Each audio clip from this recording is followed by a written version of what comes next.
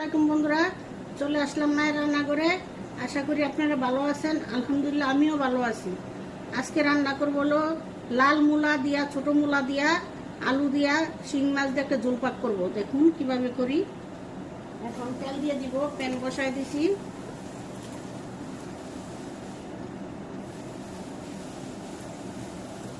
তেল দিয়ে দিলাম,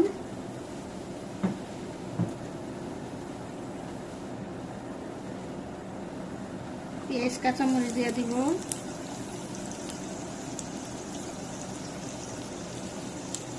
লবণ দিয়ে দিব। পেঁয়াজটা একটু ভাজা হোক।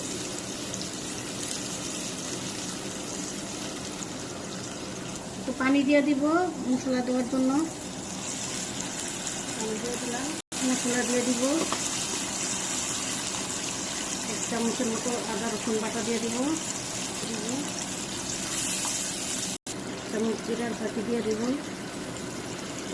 হলুদের পাতি দিয়ে দিলাম। ধনিয়ার পাতি দিলাম 1 চামচ। মরিচের পাতি দিব 1 চামচ। খেয়ে নিব।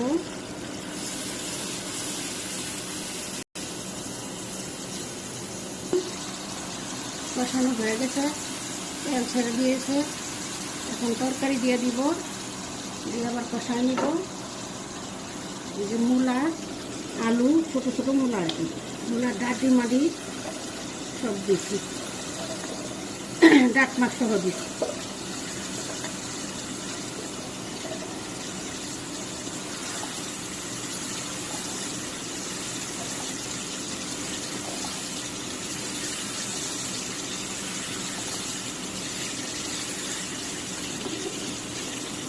এখন রেখে দিব।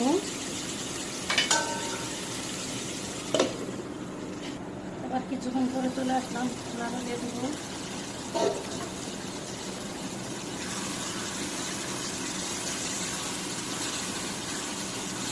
এখনো কষানো হয়নি, আরো কষবো।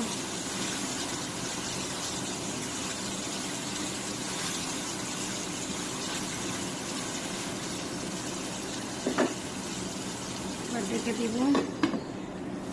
কিছুক্ষণ পরে আবার চলে আসলাম। এখন মাছ দিয়ে দিব। মাছ দিয়ে একটু লাড়া দিয়ে ঝোল দিয়ে দিব। মাছ দিয়ে দিলাম, শিং মাছ।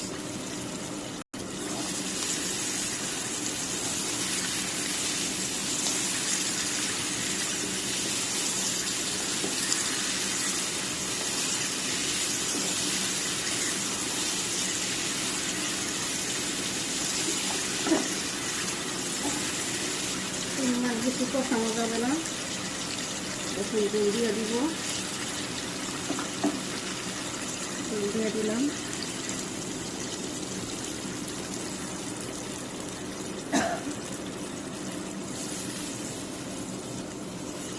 মূলা টুলা সিদ্ধ হয়ে গেছে।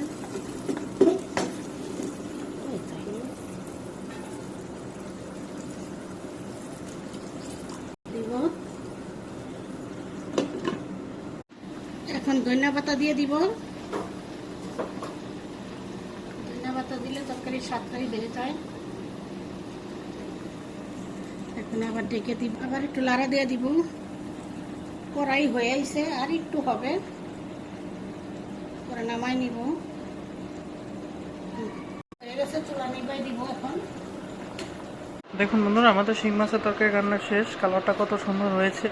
এভাবে রান্না করে অবশ্যই খেয়ে দেখবেন, অনেক ভালো লাগে। আমাদের ভিডিওটি যদি আপনাদের ভালো লেগে থাকে অবশ্যই লাইক, শেয়ার, সাবস্ক্রাইব করবেন। আবারও কোনো নতুন ভিডিও নিয়ে আপনার সামনে হাজির হব। ততক্ষণ ভালো থাকুন, সুস্থ থাকুন। আল্লাহ হাফেজ।